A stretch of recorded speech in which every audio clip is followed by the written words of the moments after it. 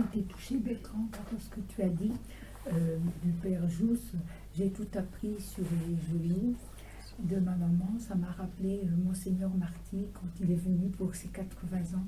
Et ça, je l'ai toujours retenu, qui a dit la même chose. Et là, vraiment, j'ai fait un parallèle avec ce qui était à la campagne et qui... Voilà, et ça m'a beaucoup touché. Pour ça aussi que toutes ces retraites qu'on peut faire dans des lieux calmes, retourner aux sources, retourner... Donc ça, j'ai vraiment été très, très touchée. Moi, ce qui me préoccupe, c'est le problème de la traduction entre l'araméen et probablement le premier message de Jésus. Et à chaque traduction, si on n'était pas attentif à ça, on a dû décrocher toujours un peu. Traduire, comment c'est la formule? Traduction, trahison. Il se trouve, mais ça va être l'objet de la deuxième partie, si vous êtes mais je voudrais quand même te donner un apéritif pour que tu puisses avoir le goût de revenir. Oui. Si tu veux, il y a quelque chose qui est absolument phénoménal. C'est que c'est la pshita, ou la peshita. La peshita, c'est la transmission orale des évangiles de nos églises d'Orient, syro-chaldéennes, qui ont été les plus proches du langage de Jésus. Et donc, aujourd'hui, on redécouvre, mais j'en reparlerai plus abondamment la prochaine fois, cette importance de ces traductions de l'église d'Orient. Il se trouve que, et ça c'est incroyable, avec Monseigneur Ali Chouran, etc., donc l'évêque syro-chaldéen, on retrouve donc cette tradition. Alors, attends, Philippe, la pshita a été mis par écrit qu'au 7e siècle. Jusque-là, tout était transmission orale.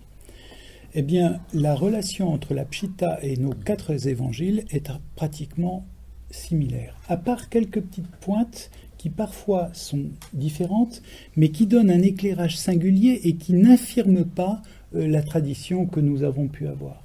Donc je crois aussi à l'Esprit Saint, si tu veux. Et je crois que même si effectivement une intellectualisation gréco-latine a pu nous abstraire, enfin nous mettre en abstraction du texte premier, je crois quand même qu'il y a une grande fidélité dans la transmission des évangiles. Mais par rapport aux commentaires, mais par rapport, si tu veux, là, je crois qu'on a perdu, si tu veux, notre bon sens paysan, si tu veux. Les intellectuels sont passés derrière. Je crois. Des plumitifs. Je suis un plumitif.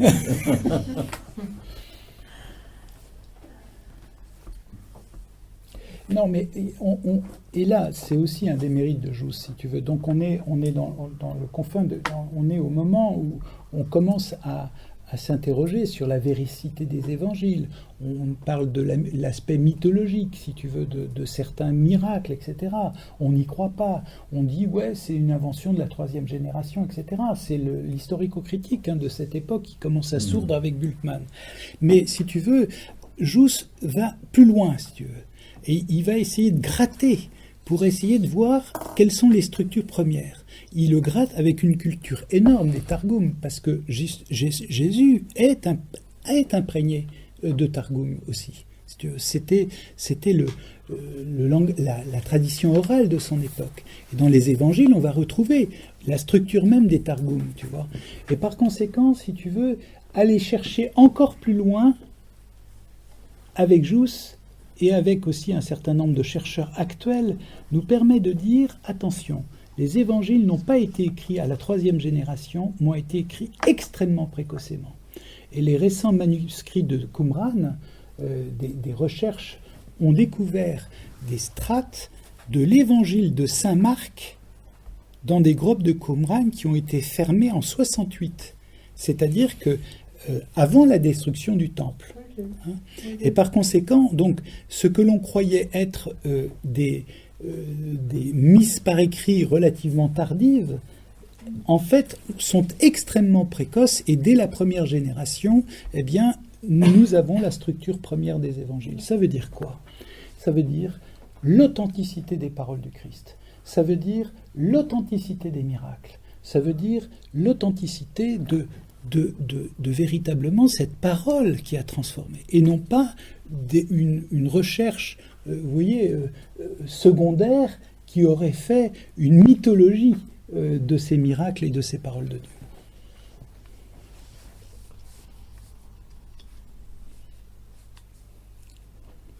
Bultmann est un Allemand, bibliste, exégète, donc début XXe siècle, qui... Oui, il est contemporain de Jousse, il est né en 1882, voilà, quelque chose comme ça.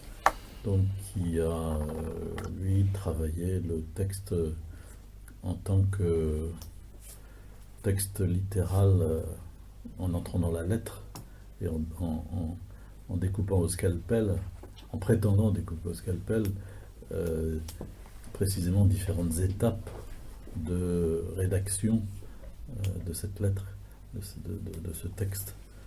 Et en disant, tiens, dans tel texte de récit de miracle, il y a 2 versets qui semblent vraiment des ipsissima verba de Jésus, des vraies paroles de Jésus.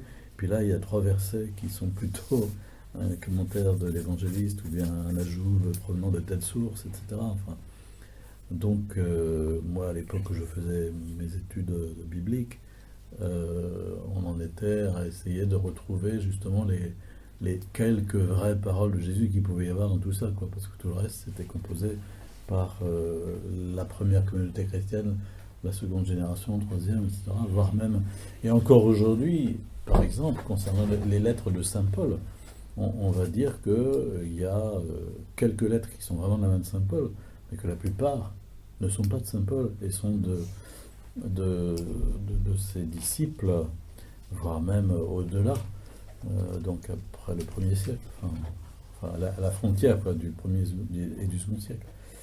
C'est encore enseigné aujourd'hui comme étant la norme. C'est ce qu'on a appelé la pseudépigraphie, évidemment, mais la mode pseudo en exagère, comme a dit un certain bibliste. Alors ça a des conséquences énormes au niveau de la catéchèse, par exemple. Parce que si on dit que les miracles de Jésus sont relatifs, si vous voulez, hein, donc ça veut dire quoi? Ça veut dire qu'on ne les prend pas comme étant la parole de Dieu, mais une parole humaine qui a été retransmise. Ça veut dire quoi aussi? Ça veut dire qu'en matière catéchétique, il ne faut pas apprendre par cœur cette parole-là. Il faut apprendre la symbolique que ça peut représenter. Et donc, vous voyez qu'on peut rentrer dans une... non pas dans la parole qui dit la vérité, mais dans une parole qui symbolise quelque chose. Et là, c'est terrible. C'est terrible. Il y a des héritiers de cette pensée-là, parce qu'il y a un petit côté anti-intellectualiste. Ah non, parce que si tu veux, non. Attends, Jousse était le premier à lire abondamment et à être, tu vois bien, c'est étayé, si tu veux. Non, c'est pas. Attends, quand on parle de plumitif et gréco-latiniste, il en rigolait. Non, il faut se replacer aussi dans le contexte de l'époque, mais qui est toujours aussi actuel, si tu veux, où tu as des gens qui sont des théoriciens de la situation, si tu veux. Le ministère de l'Éducation nationale, c'est un peu la même problématique, hein, tu vois, c'est bon, voilà, même dans le milieu agricole, tu dois avoir beaucoup de théoriciens et pas beaucoup de praticiens. Enfin, tu vois ce que je veux dire, c'est pas une question d'être contre l'intellectualisme, attention. Hein. Le père Guiguin, dont on parlera la prochaine fois, ce sont des gens qui sont... qui connaissent l'araméen, plusieurs types d'araméen, qui sont des super intellectuels, si tu veux. Mais attention, en étant super intellectuel, il faut toujours être... demeurer avec l'œil simple. L'œil simple. A plus en latin. En grec.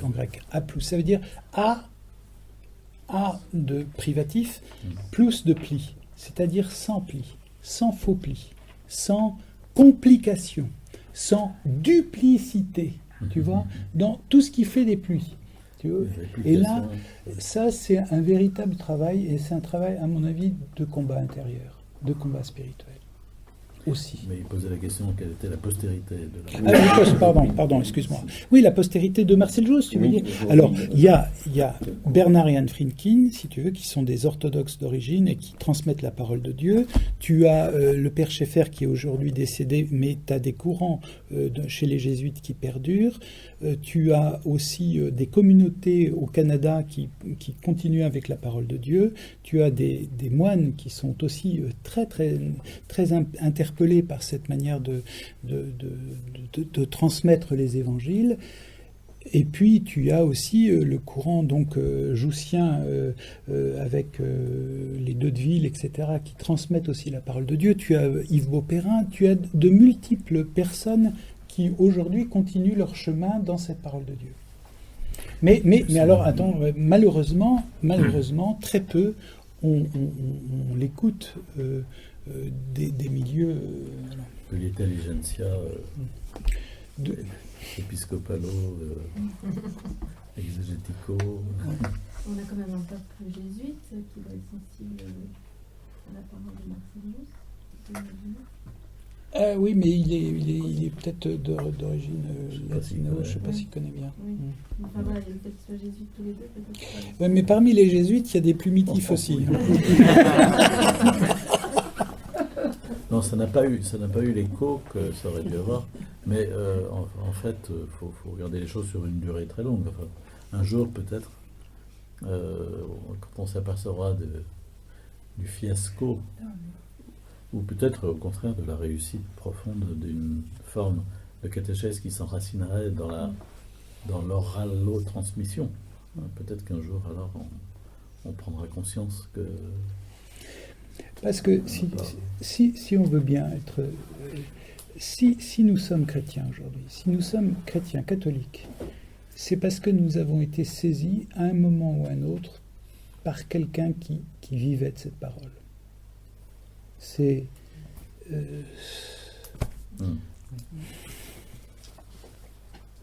je suis un peu là par hasard, mais j'avais décidé l'anthropologie du geste il y a quelques années, et je suis ici parce que moi, c'est le geste qui m'intéresse particulièrement. Je ne suis pas très religieux, et je me demande s'il y a des héritiers en dehors de la transmission de la parole de Dieu.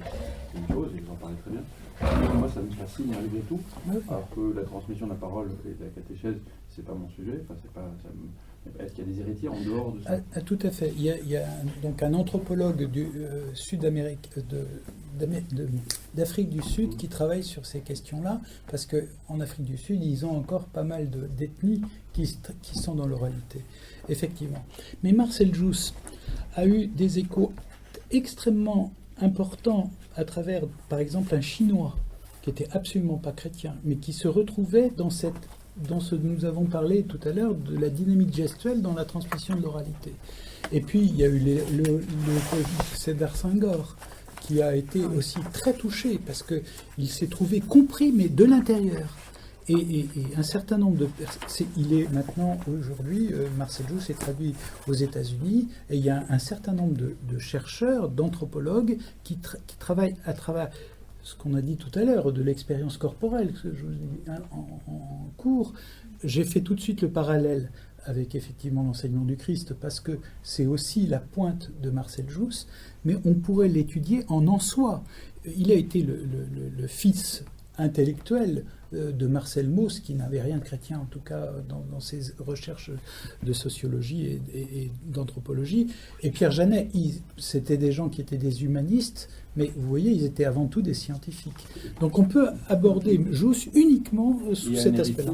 On pourra des Américains ou un Chinois, mais il y aurait des gens en France. Il y a des gens qui s'interrogent sur le plan pédagogique à l'aspect, la pertinence de l'enseignement et des découvertes de Jousse. Alors là, j'ai pas amené les bouquins, mais j'en ai quelques-uns à la maison, uniquement sur le plan pédagogique. Et vous auriez passé... Je les ai pas en mémoire, mais si vous êtes là, encore une fois, c'est le petit apéro là pour la prochaine fois. Ben, écoutez, vous me donnez votre mail et je vous...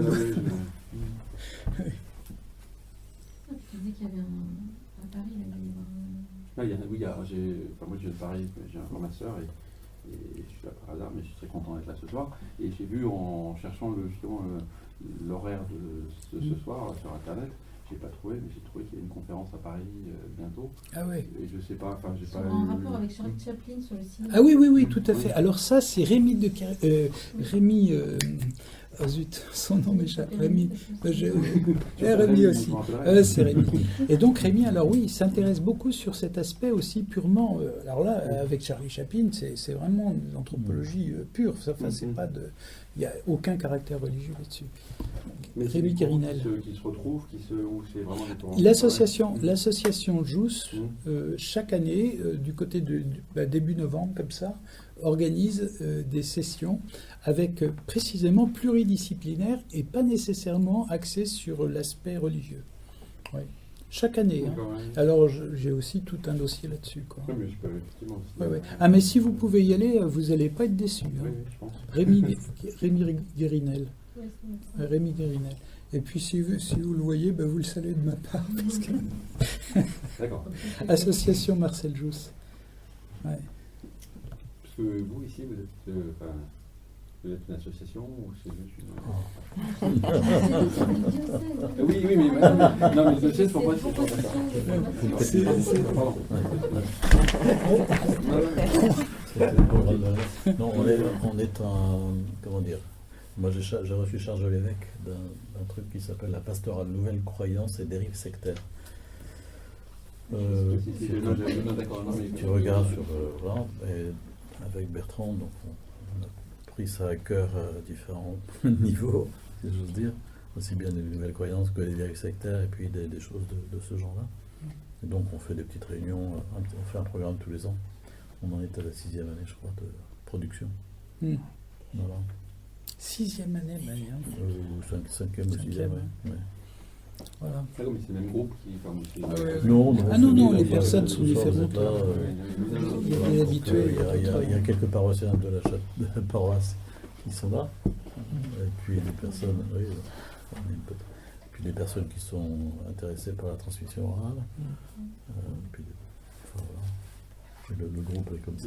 Alors, Vous connaissez bien quand même. alors, attendez, pour répondre à votre question, j'ai donné des cours aux infirmières en psychiatrie.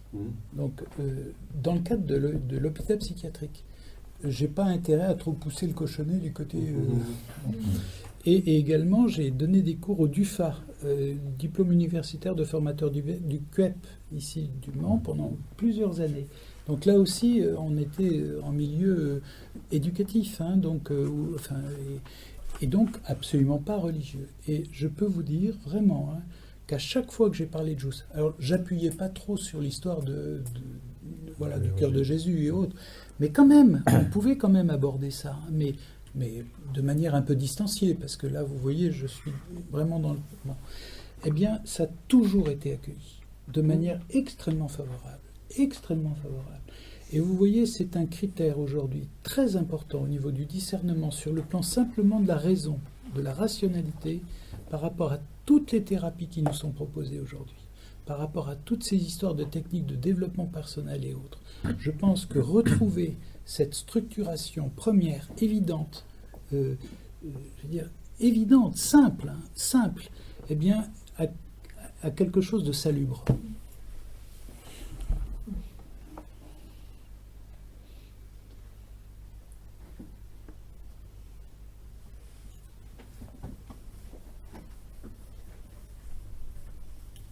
Oui, les pauvres, les anawim, les penchés. Les penchés. Ça m'a rappelé une histoire drôle. Ah, pardon. Vas-y. Je préparais des funérailles, alors je demande à la famille, le défunt était-il chrétien, enfin, croyant? Silence plombé. Et quelqu'un prend la parole et dit: il penchait un peu.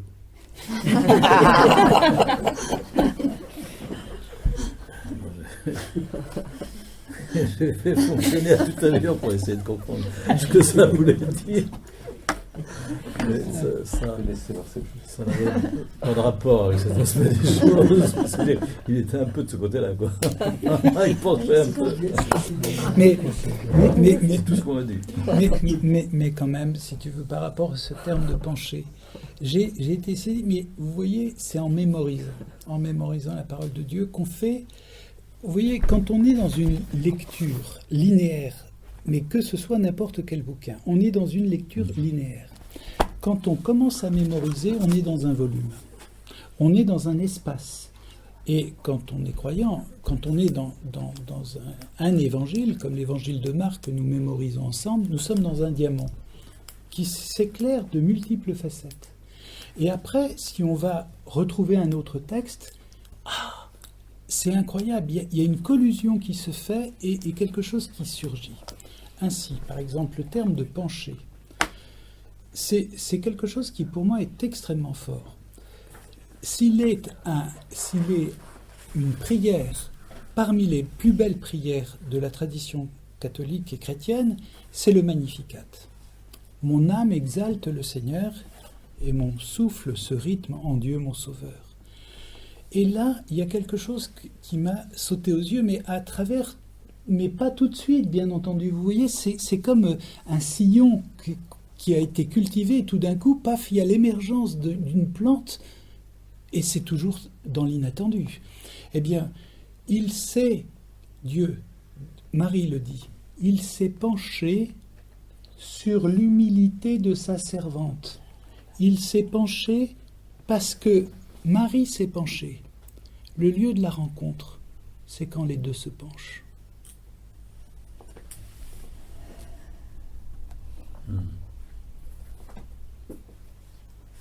Alors ceci est donc le texte de l'évangile selon saint Marc, mis en bilatéralisation par Anne et Bernard Franking, ayant retrouvé donc l'oralité pour une récitation et un apprentissage par cœur. Donc on a souvent une première phrase en haut, puis on va à gauche, puis à droite, puis on revient au centre, puis à gauche, droite, centre. Et chaque verset, groupe de 2 versets, est composé comme ça. Et quand on les apprend par cœur, on les apprend sur une onde porteuse musicale.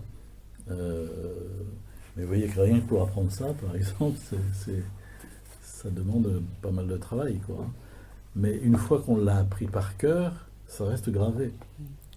Et puisque c'est la parole de Dieu, elle va agir profondément, quoi. Donc voilà, faut que vous regardiez pour vous rendre compte. Mais le travail de Anne et Bernard Franking n'est accessible qu'à travers des stages, des sessions. Il n'y a pas. Si Bernard a publié un livre, c'est tout. La parole est tout près de toi. Ouais, c'est ça. Voilà, il a publié ce livre-là, mais il faut faire des sessions, des stages d'apprentissage, et après être à plusieurs dans un lieu, quelque part, au Mans ou ailleurs, pour toutes les semaines réciter, apprendre. Alors Brigitte nous a été une grande transmettrice de la parole de Dieu. Oui, Brigitte a déjà dans sa bibliothèque intérieure. Peut-être C'est ça. peut-être que tu peux nous dire un mot de ce que ça t'a fait. En tout cas, le déclic, ça a été le jour. J'avais commencé déjà à faire de la mémorisation dans le petit groupe existant au Mans. Mais le déclic, le vrai déclic, ça a été le jour où la dame qui transmettait, Caroline, a dit j'arrête de transmettre parce que ma maison vient de brûler. Ah oui. Je suis accaparée par les experts, les assureurs, etc. Donc j'arrête. Et du coup, le groupe allait s'arrêter. Et là, j'ai eu comme un déclic en disant mais ça ne peut pas s'arrêter parce que pour moi, c'était vital. Il y avait quelque chose vraiment de vital et je me suis dit je vais m'y coller. Je vais prendre la suite de Caroline. Et parce que je sentais combien ce travail, cette mémorisation, je mesurais à ce moment-là tout ce qu'elle avait fait en moi, tout ce qu'elle avait élaboré, tout ce qu'elle avait imprimé, tout ce qu'elle avait... voilà, donc je ne voulais pas que ça prenne fin, c'est tout. Et puis là, je trouve que c'est quelque chose d'extraordinaire aussi qui arrive. Enfin, je veux dire, l'Esprit Saint est là, certainement, puisque moi, l'année dernière, j'ai dit j'arrête pour des raisons familiales, et que aussitôt, quelqu'un a dit je prends la suite, alors qu'on ne l'attendait pas. Ah, mais c'était inattendu, ça. Et là, je me dis, mais c'est incroyable. C'est incroyable, cette continuité qui se fait... voilà. Et alors, dans une précarité incroyable, quoi. On le sait. Oui. Mais la plus grande joie, c'est de... Parce que l'apprendre tout seul, c'est laborieux. C'est ardu. C'est ardu. Et la plus grande joie, c'est de mémoriser ensemble. C'est de le transmettre à d'autres et puis de le mémoriser ensemble. Voilà. Et puis de partager après et de cheminer ensemble. Pas tout seul. Le travail central de Bernard Frenking, qui est donc l'un des héritiers de Marcel Jousse, a été de se centrer sur l'évangile selon saint Marc. Et son travail a permis de repérer que dans ce livre vert, vous n'avez que l'évangile selon saint Marc. Mais évidemment, les pages sont très élargies, le texte est disposé de façon très aérée. Mais son travail a été de repérer que l'évangile selon saint Marc est fait pour être récité sur une année entière à raison à peu près de 2 versets par jour. Quelque chose comme ça. Donc il s'est aperçu de ça et il a fait donc un calendrier de récitation et puis il s'est aperçu comment à certains moments on tombait sur des fêtes liturgiques juives et aussi chrétiennes dans la récitation elle-même sur une année. Et donc une année commençait après la fête de Pâques, je crois. Enfin, voilà. Et on fait un tour de cadran complet. Et donc, au cours des stages ou des sessions, on peut apprendre, peu à peu, avec un groupe, à mémoriser l'ensemble de l'évangile selon saint Marc, par exemple. Ce qui est déjà une prouesse, l'ensemble de cet évangile. Mais le travail de mémorisation qui est à la fois chanté et gestué très légèrement, et donc balancé aussi, voilà, est quelque chose qui permet à la parole de s'imprégner et après elle nous habite, quoi.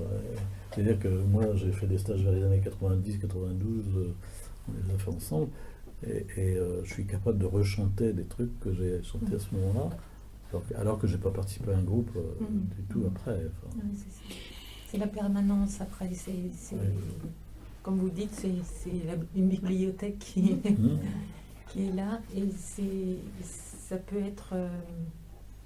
peut nous sauver dans certaines circonstances. Une expérience toute bête, vous partez sur la table d'opération, vous êtes tout nu, vous avez qu'un petit drap sur vous, et ben moi à chaque fois c'est la parole qui me revient, c'est ça qui me soutient dans ces moments-là. J'ai pas de livre, j'ai rien, voilà. C'est comme une fille, c'est comme quand moi j'ai pensé beaucoup en analogie avec les prières qu'on peut avoir et qu'on peut réciter le chapelet. Tout à fait. Oui, ça peut nous accompagner aussi dans une randonnée, sur une longue randonnée. Sans avoir de texte. Voilà. Je voudrais peut-être dire un petit mot par rapport à l'évangile de Marc, qui correspond donc à une année liturgique. Et je le dis parce que c'est assez curieux. Nous mémorisons avec Bernard et Simone, qui sont des paysans. Bernard et Simone Dangeard, du bio, tu sais, c'est de la communauté de l'Arche. Et donc... Paysan, fils de militaire. Non, mais... Regardez-moi ça.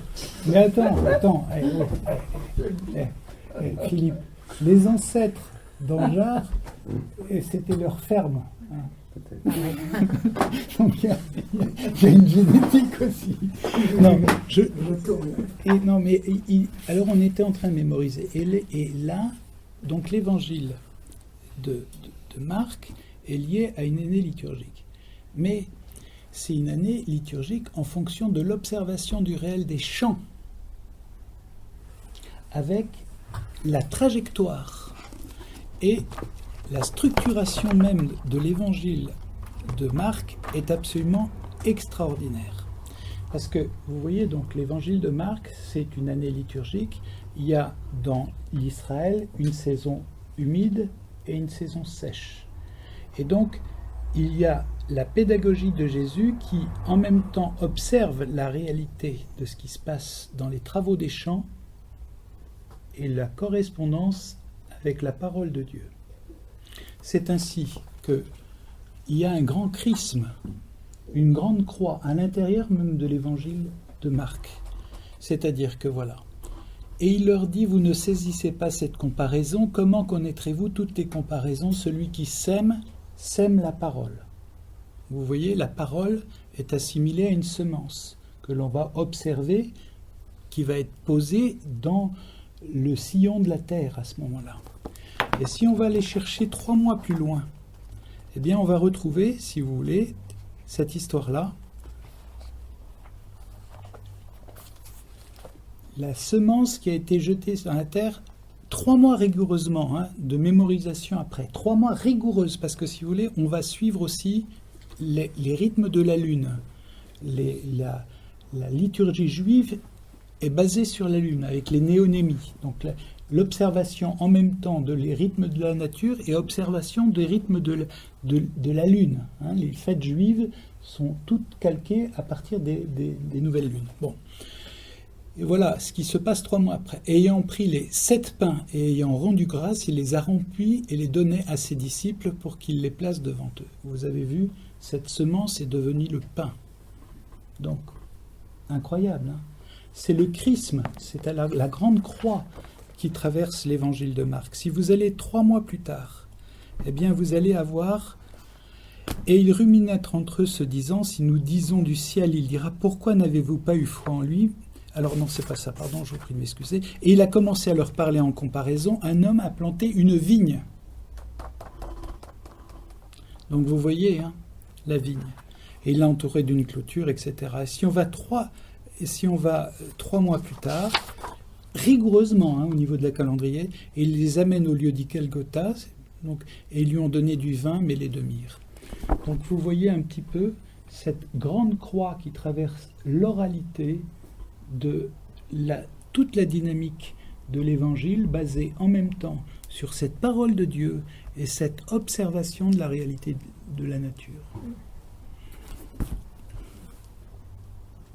Ce qui veut donc dire que la composition de l'évangile en elle-même n'est absolument pas due au hasard. Elle est soigneusement pensée, organisée, et sur la base qu'on vient de dire. Est-ce qu'on ne peut pas dire que toutes les populations, puisqu'il a vu des Amérindiens puis d'autres civilisations, toute culture orale est structurée sur ce qu'on observe dans la nature, parce que c'est plus facile de mémoriser. Voilà. Mais absolument. Oui. Mais absolument. Oui.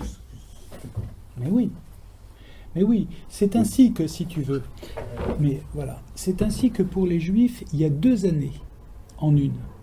Il y a une année qui correspond à Rosh Hashanah, donc le début de l'année juive, c'est Rosh Hashanah. Et Rosh Hashanah, on va lire dans la liturgie juive les textes de la Genèse, de la création du monde. Donc il y a une création humaine concrète, de la création du monde, de la nature. Et tu as une 2e année liturgique juive qui commence à Pessah, c'est-à-dire à la Pâque. Et là, tu as la création d'un peuple, parce que c'est à travers l'accouchement de ce peuple qui a traversé la mer Rouge, qu'il va y avoir une... Voilà. Et donc il y a une création par rapport à l'ordre du créé, et la création à partir du peuple, de la genèse, de la naissance d'un peuple. Tu vois, donc cette liturgie, enfin cette observation du réel, en même temps sur l'objet concret et en même temps sur la dynamique du salut, eh bien on va la retrouver aussi dans les évangiles.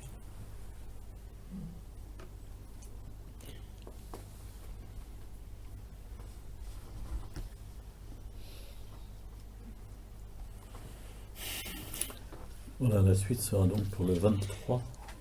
Non. Alors, je ne sais plus.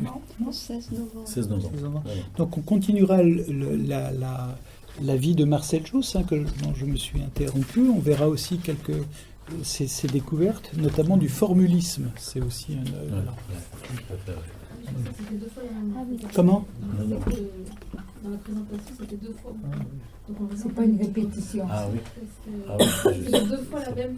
Ça prête à confusion. Oui, ah, pardon. Ah oui, non, d'accord. Ah oui, non, non. La suite. Ah oui, oui. C'est pas bien. Oui, vous avez raison. Oui, ça va. C'est pas bilatérisé intelligemment. Oui, c'est quand même le jour de 16 novembre. Oui, que c'est la même. Oui. Ce sera la suite. Ouais. Et vous en faites une à Paris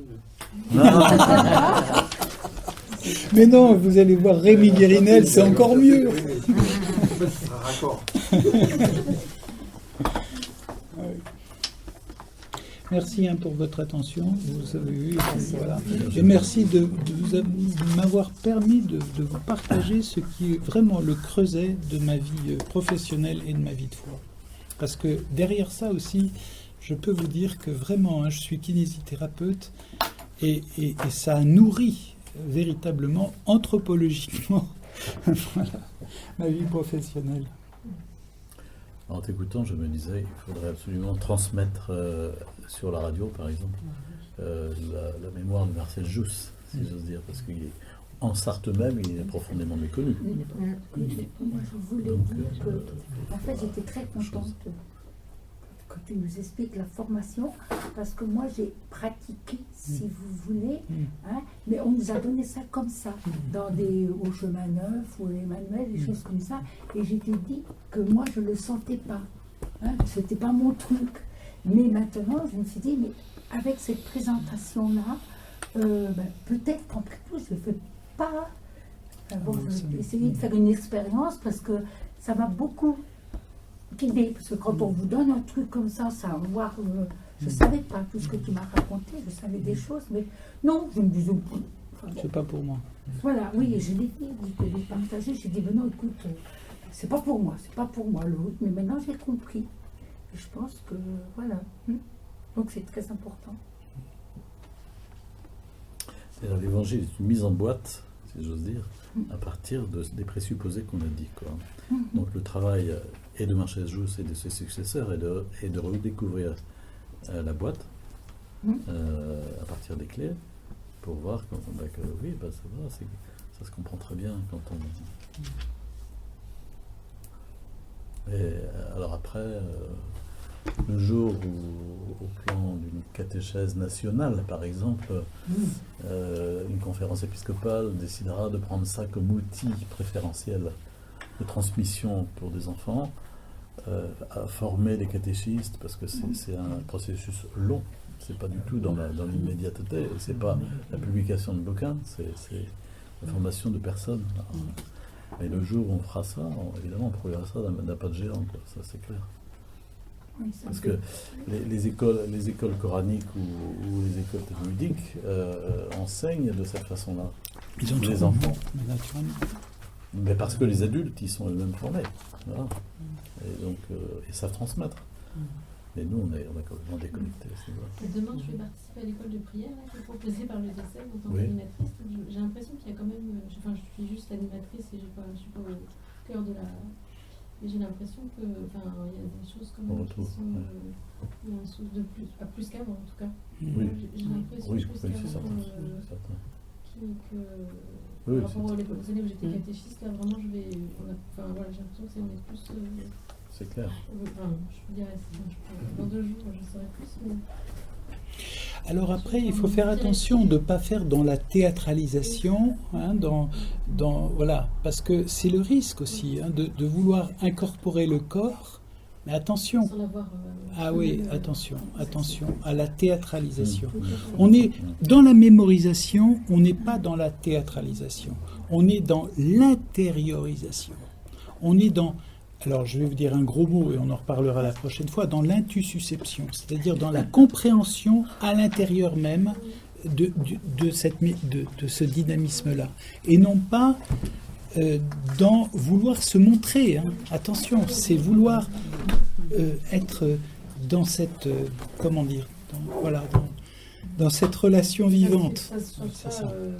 Ah oui, c'est ça. C'est pas un truc. Hein. C'est pas un truc. Je suis content d'avoir entendu le mot prononcé, parce que j'ai essayé de lire plein de fois, intussusception. Ouais. Personne ne l'avait dit pour moi, et je sais pas, fois que je l'entends. Intussusception. Ah, c'est un néologisme. C'est bien, je me suis battu contre ou avec pendant un problème, j'ai trouvé ça dur, parce que comme ils emploient des néologismes et qu'ils les expliquent pas, et que c'est en lisant le livre qu'on les... Ah voilà, ah ouais, j'ai trouvé ça dur. Tout seul, hein. Ah ouais, bravo. J'ai commencé comme ça. Hein. Je me suis accroché, j'ai pas lâché parce que j'ai trouvé ça, j'ai senti qu'il y avait quelque chose de très fort. Maintenant, c'est ardu. Enfin, c'est ça. Voilà. Mais par contre, quand vous, c'est pas la théâtralité, je suis bien, c'est ce que j'ai compris, mais vous rythmo-mimez, c'est ça Oui. Et par contre, alors j'ai compris les 6 directions, mais jusqu'où on peut aller, c'est chacun choisit sa gestualité personnelle. Non. Je pense que là, il faut être un peu rigoureux parce que, alors, c'est là, ça relance le truc, c'est-à-dire, il y a un style oral. C'est un style oral. Donc, c'est exactement comme un style écrit, c'est un style, c'est-à-dire qu'il y a des règles. Il y a des règles. On ne fait pas n'importe quoi, n'importe comment, et ces règles-là doivent être l'observation précisément du réel premier, de ces peuples premiers qui, par exemple, quand la pluie tombe, c'est un geste qui est compris anthropologiquement. Et ce qui est assez extraordinaire, et là pour rejoindre encore un truc qui est aussi une émanation des travaux de Jousse, vous savez que des sourds muets de traditions totalement différentes arrivent à se comprendre avec des gestes. Et c'est assez curieux. Et donc là, il y a un travail anthropologique extrêmement intéressant à voir comment une communication peut se faire alors qu'ils communiquent beaucoup mieux que des gens qui ont leur propre langue et qui sont... voilà. Donc là, il y a un travail extrêmement intéressant. Extrêmement intéressant. C'est très riche, la langue des signes. Ah ouais, mais la langue des signes, par exemple, chez les sourds peut être figée aussi. Alors, il y a aussi toute une école en Yougoslavie qui s'est intéressée aux travaux de Marcel Jousse pour la transmission d'un savoir pour les sourds, par exemple, et les muets, pour répondre à la question de tout à l'heure. Donc, mais vraiment, c'est une ouverture extraordinaire, quoi, hein, de perspective. Parce qu'on pourrait dire aussi c'est sa propre gestualité. On pourrait avoir, enfin, je suis d'accord qu'il y a des invariants. Oui, c'est ça. Mais parce que j'ai découvert quelque chose il n'y a pas longtemps qui m'a marqué énormément, c'est les aveugles. Oui. Les aveugles de naissance, qui n'ont jamais vu quelqu'un bouger et s'exprimer en bougeant, apparemment ont quand même une gestuelle co-verbale. C'est-à-dire qu'ils ont quand ils s'expriment, ils ne peuvent pas s'empêcher de bouger leur corps. Tout à fait. C'est pas un mimétisme. Oui, tout à fait. Une d'émanation personnelle nécessaire. Et donc on peut dire que ce serait presque eux qui ont la source la plus pure une sorte de gestualité, parce qu'elle est vécue uniquement. Elle n'est pas copiée elle n'est pas inspirée d'une... C'est une question que je me posais l'été dernier. Apparemment, il y a des études qui montraient que les aveugles ont une gestuelle co-verbale, donc pas pour aider à comprendre ou pour illustrer leurs propos, mais juste parce qu'il y a une sorte de nécessité du corps, au moment où on exprime les choses, à bouger le corps en même temps. Moi, la gestuelle co-verbale, je trouve que c'est quelque chose d'extrêmement surprenant, parce qu'on n'arrive pas à s'en abstraire, et elle varie d'un pays à l'autre, mais en même temps, il y a des grandes composantes qui sont partagées par plein de cultures, un peu pareil. Ouais. Non, mais c'est passionnant. Ça ouvre un champ aussi, même au niveau de la communication. Vous savez, quand on communique, ce qui va être retenu va être plus l'intonation de la voix, éventuellement la gestuelle, plus que ce qui est dit. Donc ça en dit long aussi. Et ça en dit long aussi sur la question précisément d'Emmaüs. Mais on verra ça peut-être la prochaine fois aussi. Ils le reconnurent à la fraction du pain. Ils le reconnurent à la gestuelle. Et alors après, ils font mémoire. Notre cœur n'était-il pas tout brûlant quand il nous parlait sur la route, quand il nous ouvrait les Écritures? Mais ça s'est fait à partir... De même que l'intonation de la voix, quand on entend au téléphone par exemple, peut permettre de retrouver un visage. Comme quoi la voix a incrusté dans la mémoire d'autres paramètres qu'elle-même. Moi, ça m'arrive fréquemment au téléphone, recevant beaucoup de gens et quelquefois à des périodes de temps très longues. 2 ans, 3 ans, 4 ans, on n'a pas vu la personne, elle me dit, vous vous souvenez? Je dis, oh non, absolument pas possible. Et alors, en l'écoutant petit à petit, à un moment, quelquefois j'ai son visage qui revient. Voilà. C'est ça. Par l'intonation de la voix. Donc il y a les études pédagogiques de la Goranderie aussi, avec, tu pourrais nous en parler, avec les auditifs, les visuels, hein, mais il y a aussi les kinesthésiques, hein, donc tout ce qui est, voilà. Et quand vous parlez d'aveugle, moi j'étais l'organiste de la cathédrale de C est devenu aveugle à l'âge de 6 mois. Et on a fait un voyage avec lui, oui. J'ai fait un voyage avec lui, je suis allée à Rome, et il est entré dans la basilique Saint-Pierre. Et alors moi j'ai été époustouflée par ce qu'il a dit. Il s'est arrêté, il a levé son regard, et il a dit que c'est beau. Et je me suis dit, que voit-il, lui? Mais il avait été frappé par la beauté, et ça a été un grand silence parce que tout le monde est resté. On a regardé, on a tous regardé. Et lui était... Ah, que c'est beau. Et il est resté plus longtemps que nous parce qu'il ne voulait plus sortir tellement il trouvait que c'était beau. Alors, c'est quand même impressionnant. Il a été saisi par la grâce du mur, peut-être. Mais peut-être aussi, je ne sais pas, par le son de... Je ne sais pas, il a peut-être... Oui. C'est un auditif, un primitif. Je pense aussi, parce que vous parlez langue des signes, je travaille un peu avec ces gens-là, de temps en temps, et j'ai rencontré quelqu'un il y a 2 jours qui est un entendant qui dirige une association pour les sourds, et qui s'est mis à apprendre la langue des signes tard, pas du tout parce qu'il avait un frère, une soeur ou un parent enseignant. Et ce qu'il m'a raconté, c'était que c'était quelqu'un de très timide avant, et le fait d'avoir appris la langue des signes, et d'avoir, vous parliez de gestuelle, de volume, que le corps soit impliqué dans les sourds sont des gens extrêmement joyeux. Ouais. Et ils ont une sorte ils ont l'air de penser que du fait qu'on est obligé de s'exprimer avec le corps dans un volume, dans un espace, et en ouvrant le corps, nécessairement on souffre et on change de personnalité, parce que si on se met à devenir signant, on a une personnalité beaucoup plus ouverte.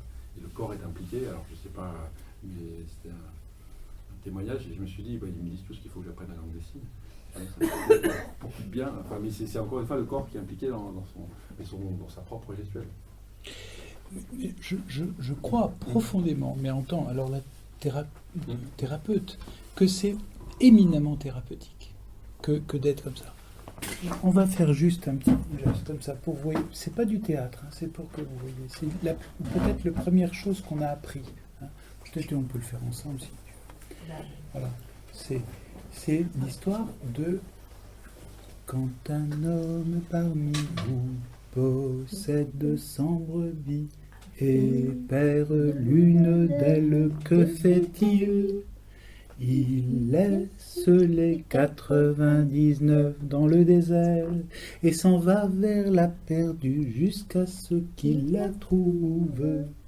La trouvant, il la met sur ses épaules tout joyeux, puis de retour chez lui, appelle ses amis, ses voisins, leur disant « Réjouissez-vous avec moi, car je l'ai trouvée, ma brebis perdue.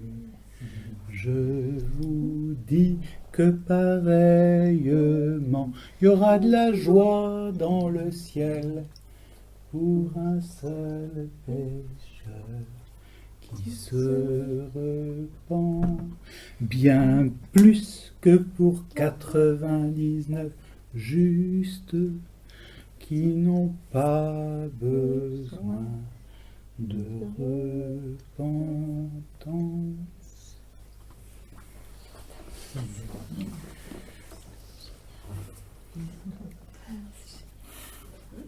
Ça fait du bien. Je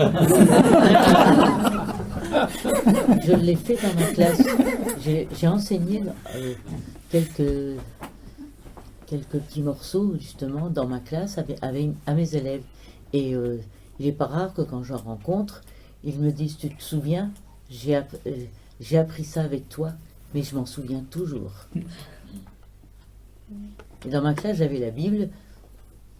Les enfants pouvaient l'ouvrir comme ils voulaient. Et un jour, je reçois un coup de fil d'une maman. J'étais marraine de son fils, mais sa fille allait faire sa première communion.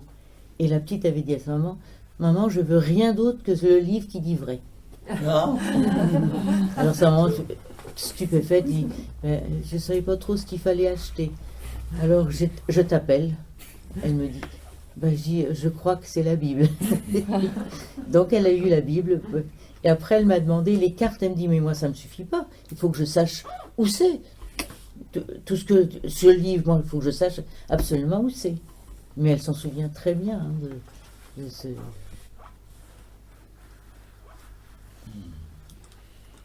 Donc c'est vrai qu'on garde en mémoire ce qui a été appris. C'était le principe des tables de multiplication. Ah bah oui. Oui. Et les poèmes, je les ai fait apprendre comme ça aussi. Hein. Il y en a qui se rappelaient que de la musique. De mon temps, on a appris la rime est une autre technique de c'est toute la scansion. Hein. C'est toute la scansion. Et précisément, dans l'araméen, on va retrouver des jeux de mots, des accroches. Il y a toute une dynamique aussi de la transmission orale. C'est là qu'on s'aperçoit que l'exégèse historico-critique qui ne s'intéresse qu'à la littéralité du texte, on retrouve à certains moments ces mots crochets, des choses comme ça. Enfin, on s'aperçoit, mais est bien incapable de rentrer dans une saine compréhension parce qu'il manque l'outil de l'oralité. Et puis, mais là j'en réserve ça pour la prochaine fois parce qu'il y a le formulisme, les formules. Hein, et voilà. Mais on dit pas plus pour ce soir. Ah oui, on va tout savoir, on va produire. Merci beaucoup. On va chanter ensemble à notre cœur. Oui.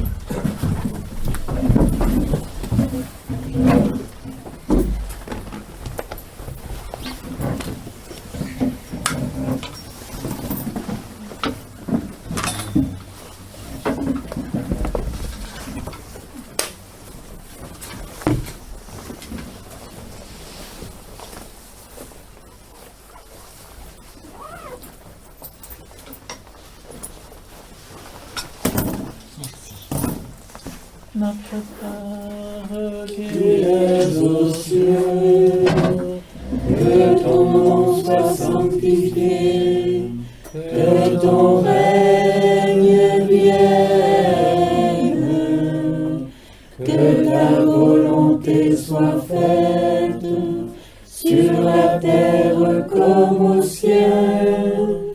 Donne-nous aujourd'hui notre pain de ce jour. Pardonne-nous nos offenses, comme nous pardonnons aussi à ceux qui nous ont offensés. Et ne nous soumets pas à la tentation, mais délivre-nous du mal. Car c'est à toi qu'appartiennent le règne, la puissance et la gloire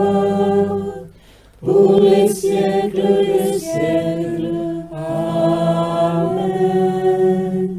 Que Dieu Tout-Puissant vous bénisse et vous garde, le Père, le Fils et le Saint-Esprit. Amen.